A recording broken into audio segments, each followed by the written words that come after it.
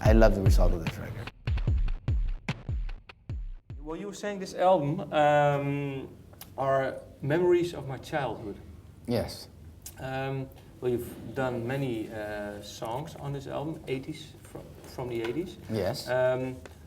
Why specifically this time period? Is it for you an important time period, music-wise, or? Well, it is, and actually, when EMI gave me the idea a year ago to do a record, and they came up with the idea of all these songs. I mean, I'll never forget the first thing that EMI Spain said to me. Songs like, for example, Cindy Lauper, Time After Time. I said, wow.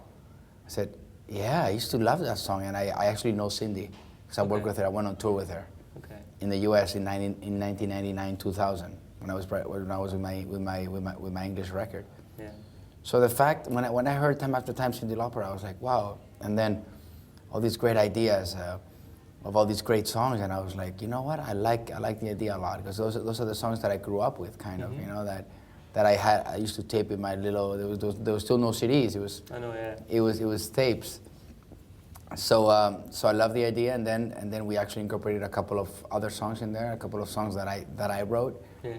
And that's the record. That's the Spanish record. And then I also like the idea of singing the songs in Spanish. Why? Because it was a whole different thing. You know, it's like when you translate a song, when you change the language of it, even though the melody is still there, the words are different. It changes the song around a little bit. So I like the idea a lot, and I said, why not? Did you translate it yourself, or? No, I didn't actually. No, I didn't. I write most of my songs in English. Yeah. So translations in Spanish are not as easy for me. You know, I don't know. I just didn't. On this record, I didn't really translate any of the songs. If I'm gonna write a song in Spanish, I like to do a song that I start from scratch. You know, why?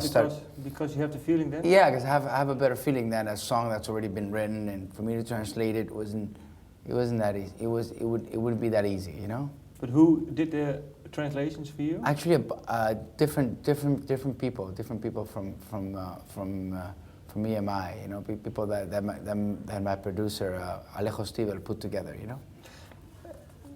My Spanish isn't good. Yeah. Did the songs change lyric-wise in the translations, or? Yes, it did. Do you have an example for? Yeah, we didn't. For example, Time After Time is Por La Mitad. Yeah. It's got nothing to do with it. Por La Mitad is in the Por La Mitad, cut in half. You know, cut in half. And Time After Time is tiempo del tiempo. So it has nothing to do with it. It's hard to translate a song completely the same, you know, to just do a lyrical like translation perfectly about the same words.